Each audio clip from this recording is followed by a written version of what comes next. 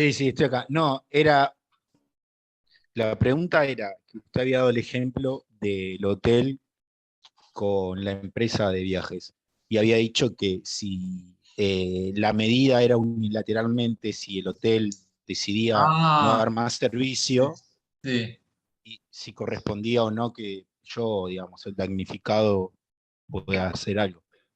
sí, sí, es verdad. Bueno, yo lo introduje como hipótesis para entender la dinámica de cuando eh, el deudor, que en este caso era la agencia de turismo, no puede invocar una imposibilidad sobrevenida, digamos, porque le es imputable, digamos, un hecho propio llevó a eso.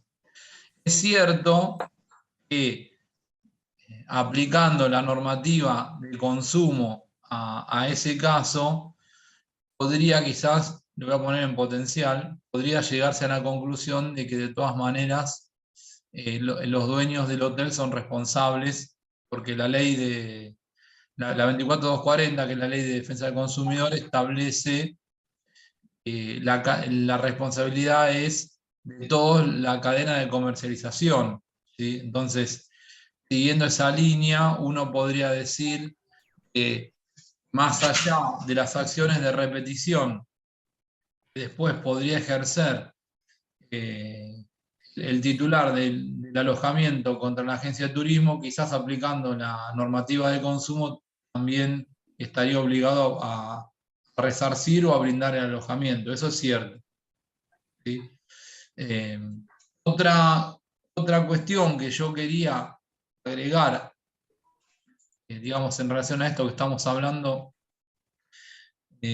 ahora, es que más allá de que el artículo 955 dice que la obligación cambia su objeto y se convierte en la de pagar un resarcimiento, no es del todo cierto. O sea, no es que no es del todo cierto, no es la única alternativa, porque recuerden que cuando hablamos de los efectos de las obligaciones, habíamos dicho que uno de los efectos respecto del acreedor es de satisfacer su prestación por otro a costa del deudor, ¿sí? Es decir, en el caso que estamos mencionando de la hotelería, por ejemplo, el acreedor, que en este caso sería la persona que contrató el paquete, trasladarse a otro hotel, contratar otro hotel y después ejercer la acción de repetición contra la agencia de turismo. O sea, no es que la única alternativa posible ahí termina siendo el daños y perjuicios. Puede también procurarse la misma prestación convenida y después ejercer una acción de repetición contra quien está obligado a prestar el servicio. ¿Sí? ¿Alguna pregunta?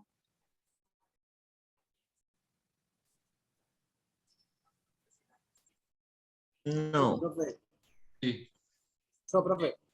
Sí, Profe. Sí, sí, ¿podría explicar escucho. qué quiere decir con eso?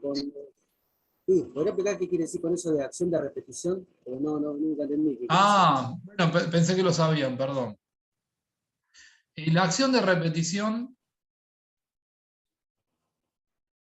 la acción de repetición es eh, cuando yo cumplo una prestación respecto, a ver, no, es cuando yo no soy el obligado directo de una obligación y cumplo esa obligación aún sin ser el deudor. Esta circunstancia me habilita, una vez con el compromiso, a reembolsar de quien en verdad está obligado lo que yo, digamos, pagué para cancelar el vínculo, digo, para cancelar la obligación. ¿Sí? Vamos a ver, esperen un segundito, a ver si... No voy a poder hacer acá. Voy a volver al... Voy a agarrar dos nombres que están ahí en pantalla nada más que para dar el ejemplo, ¿eh? Supongamos que Raúl tiene una deuda con Patricia. Raúl le debe a Patricia 100.000 pesos.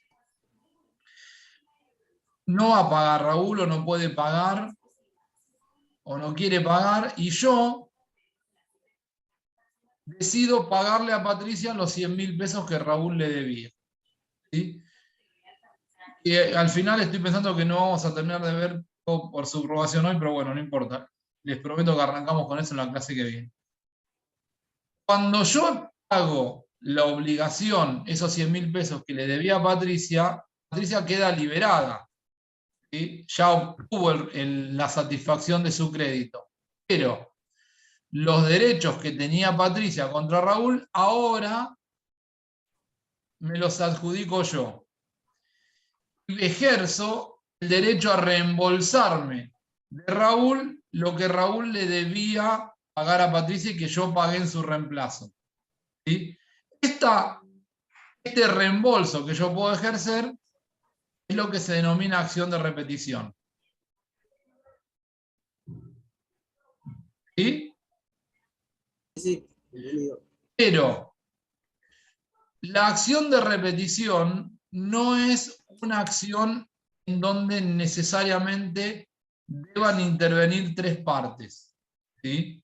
Sino que la acción de repetición opera siempre que una persona tenga el derecho a reembolsar algo que hubiese entregado. Voy a poner otro ejemplo. Supongamos una relación con el fisco. ¿Sí? Vamos a ponernos en Provincia de Buenos Aires con ARBA. ¿Sí?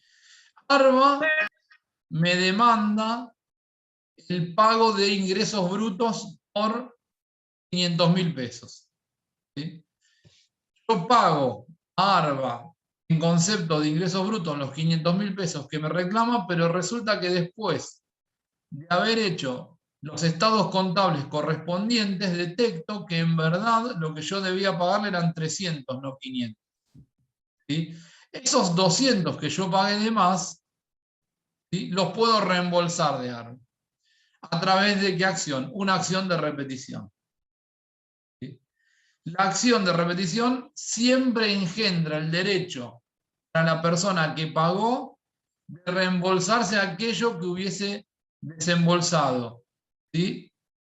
En beneficio de otro o por un enriquecimiento indebido para otro. ¿Entiende? Profesor, La Sí. persona que pagó 2 veces puede No, ser. yo no lo entiendo. También, por ejemplo, las tarjetas de crédito que te cobran conceptos que vos no sabés y después supongamos que uno después se da cuenta y hace el reclamo y no le dan bolilla, entonces va y plantea un recurso ¿cómo se llama? De repetición. sí, lo que pasa es que con las tarjetas, puede pasar también con las tarjetas de crédito, ¿no? Es cierto. No vamos a discutir que uno puede pagar de más Profesor, y que después pueda repetir de la tarjeta. Hoy en día hay, digamos, un cúmulo de normas protectorias del consumidor que tienden a evitar que el consumidor pague de más el saldo o el resumen de una tarjeta de crédito y que después tenga que ejercer una acción de repetición. Es cierto que tiene al alcance esa herramienta, pero por ejemplo, si el titular de la tarjeta advirtiera que le están cobrando comisiones o recargos que no corresponden, por ejemplo, podría pagar el resumen equivalente al anterior, ¿sí? E impugnar el resumen para evitar que justamente esté en un estado de, digamos, de pago indebido y que después tenga que repetir. Sí. Perdón, ¿la acción de repetición prescribe o tiene Sí, plazos? por supuesto, porque son acciones personales.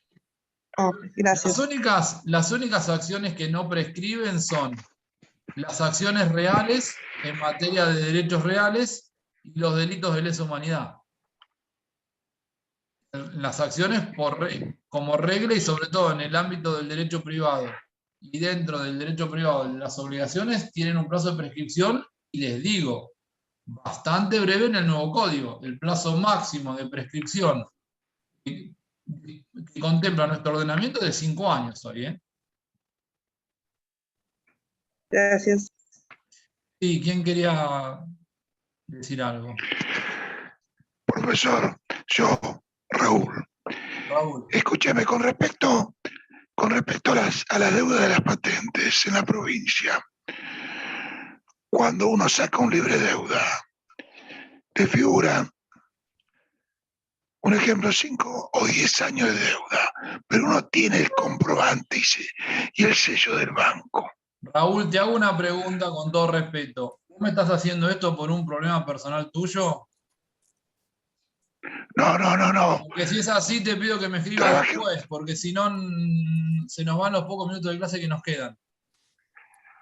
No, está bien, gracias, profesor. Era para demostrar que en la práctica la realidad es otra. Gracias. Bueno, después escribime y lo vemos, ¿sí? Es mi WhatsApp. Bueno. Vamos a ver. Gracias, profesor. No, por favor. Vamos a la última hipótesis. Esperen que volvemos. Es uno que se está utilizando muchísimo en el último tiempo, que tiene que ver con la denominada teoría de la imprevisión, ¿sí? Está arreglada en el artículo 1091. El artículo 1091 no está dentro del título de obligaciones, sino dentro de los contratos, ¿sí? Tiene una redacción bastante extensa el 1091. Los voy a leer. Dice, imprevisión. Vieron que el nuevo código titula los artículos, ¿no? Si en un contrato conmutativo es cuando las prestaciones de las dos partes son similares, económicamente hablando. De ejecución diferida o permanente, la prestación a cargo de una de las partes se torna excesivamente onerosa por una alteración extraordinaria de las circunstancias existentes al tiempo de su celebración, sobrevenida por causas por causas ajenas a las partes, y el riesgo asumido por la que es afectada, ésta tiene el derecho a plantear extrajudicialmente o pedir ante un juez por acción o como excepción la resolución total o parcial del contrato o su adecuación. Igual regla se aplica al tercero a quien le han sido conferidos derechos o asignados obligaciones resultantes del contrato. Y el contrato aleatorio, si la prestación se torna excesivamente onerosa por causas extrañas a su alea propia, ¿sí? Digamos, para resumir de alguna manera esta idea de la imprevisión. Perdón, ¿ustedes qué están viendo en pantalla ahora? Teoría Teoría de de la imprevisión. Teoría de bien. prevención. Bien. La Bueno, aplicación. digamos, está pensado en términos de contractuales, porque es una norma, porque es un instituto que se aplica únicamente a las obligaciones cuyas fuentes son los contratos, ¿sí? Es decir, la teoría de la imprevisión no rige para los daños y perjuicios derivados de responsabilidad extracontractual, ¿sí?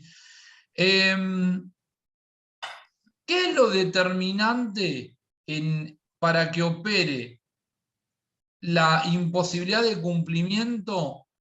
Las circunstancias que las partes habían contemplado al momento de contratar cambiaron sustancialmente durante la ejecución del contrato, ¿sí?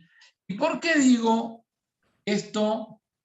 Se está viendo mucho digamos, en el ejercicio cotidiano de la profesión.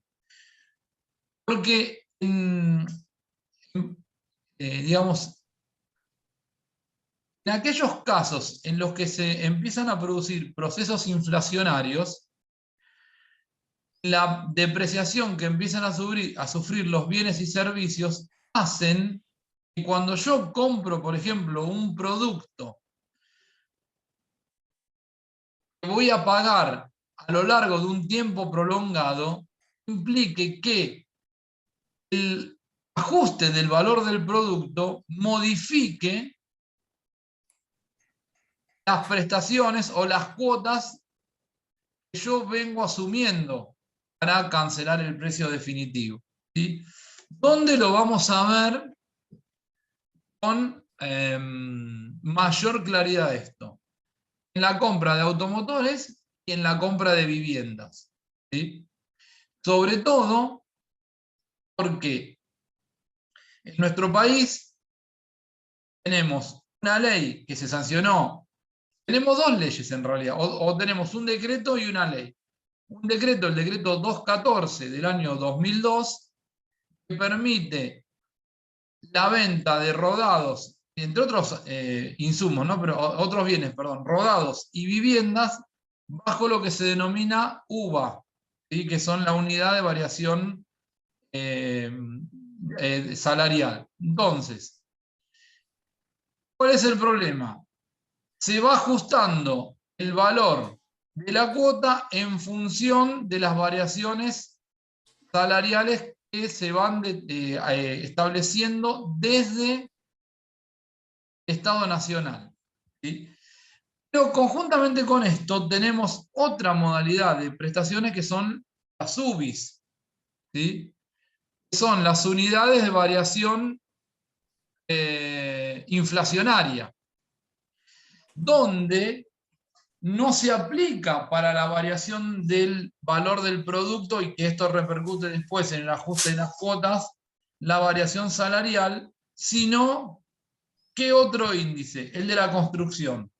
Perdón, no el de la construcción. El de precios al consumidor publicados por el INDEC, ¿sí? Entonces, si yo compré un rodado bajo, que hoy les digo que todas las ventas de automotores del país se hacen bajo esta modalidad. Si yo compré un rodado en el año 2018, donde el vehículo valía, no sé, 500.000 pesos, yo a partir de ahí, ¿cuál es el plazo habitual para la adquisición de rodados, ¿no? Bueno, tengo dos modalidades, o 60 meses u 84, ¿sí? Bueno, uno dice, yo arranco con una cuota inicial de un rodado de 500.000 pesos de 10.000 pesos mensuales, ¿sí? Porque la compra es sin tasa de interés, pero reajustable por el valor del valor del mercado del vehículo al momento del pago de cada cuota. Si ese vehículo en el 2018 valía 500.000 pesos y hoy vale 2 millones de pesos, la cuota se ajusta en función del precio actual del rodado. Entonces, un rodado que yo pagué en el año 2018, o yo compré a un precio de 500.000 con una cuota de 10.000 pesos, ese rodado hoy que vale 2 millones de pesos, quizás supone una cuota de 56.000 pesos. ¿Sí? Esta mutación que sufre la cuota implica para una de las partes, en este caso para el comprador, una modificación extraordinaria de las circunstancias contempladas al momento de la conclusión del convenio. Sí, implica, Bueno. profesor. Igual básicamente porque Sí, obvio. usted está hablando de un plan de ahorro. En realidad lo que hacen para Bueno, porque evitar estamos- esto es no después necesariamente- convertirlo a una prenda Es que lo quede mismo. fija y en pesos. Es lo mismo. No, la prenda, usted firma el contrato, es la cuota es fija y en pesos precisamente para evitar La cuota en una prenda se va a ajustar igual por el índice inflacionario. No, bueno, Perdón, doctor, pero no. ningún fabricante te va otorgar una financiación a 60 meses sin modificación de la cuota. Ninguno. Usted tiene el sistema de amortización francés. Empieza pagando entonces estás de abajo aplicando para tasa de arriba, va a interés. ir variando. ¿Cómo? Pero estás aplicando tasa Igual de hacen interés. trampa, profe, porque cuando uno Sí, adquiere hacen. un plan en Osao, no sé, perdón, a 0 No, kilómetros, te dice. perdón. No nos Te metamos dice, con el no, tema de las cuota trampas sin porque interés, a ahí sí tasa que... fija. No, Sí. esperen un poquito. Tasa fija y uno entiende que no va a variar.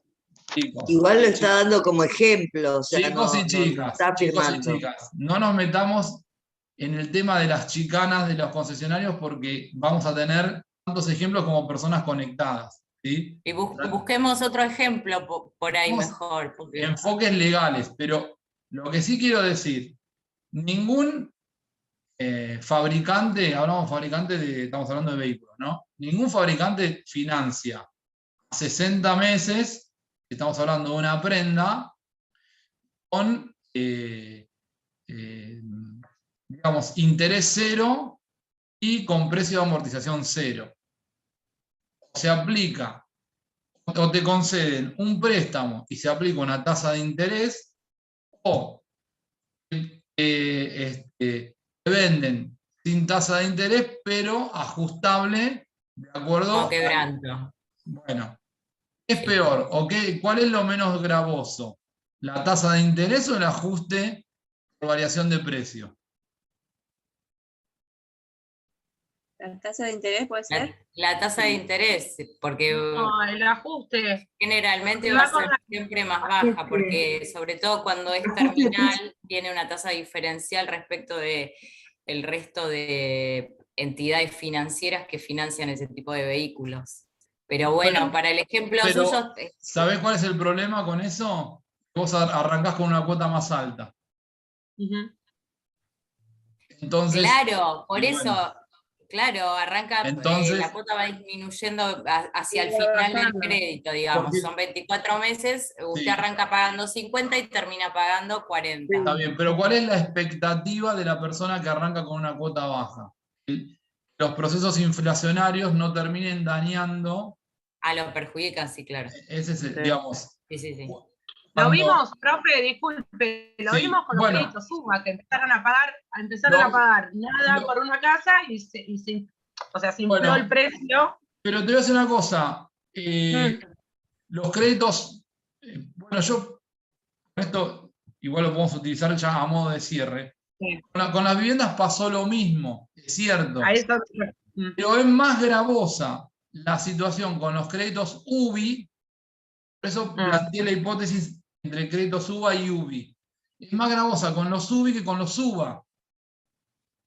Porque los créditos UBA se van actualizando con el índice de la construcción. Tiene parámetros más claros. Los UBI se ajustan por el INDEC.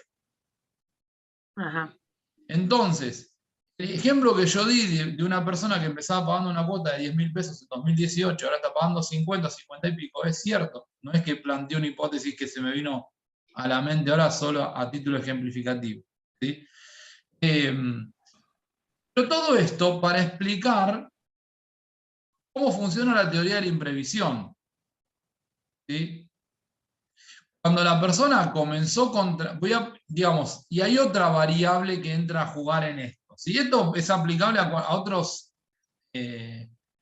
tipo de obligaciones, acá lo traemos a colación el tema de los rodados porque es la manera más sencilla de explicar. Otra variable que entra a jugar acá era cuando la persona contrata o adquiere el vehículo 3 o 4 años atrás, el valor de la cuota representaba el 10% de sus ingresos. 4 años después, el proceso inflacionario termina siendo mayor que el incremento salarial. Entonces, hoy, esa cuota que en aquel momento representaba el 10% de sus ingresos, hoy representa el 60% de sus ingresos. ¿Hay un cambio notable en las circunstancias tenidas en cuenta al momento de la contratación? Parecería que sí.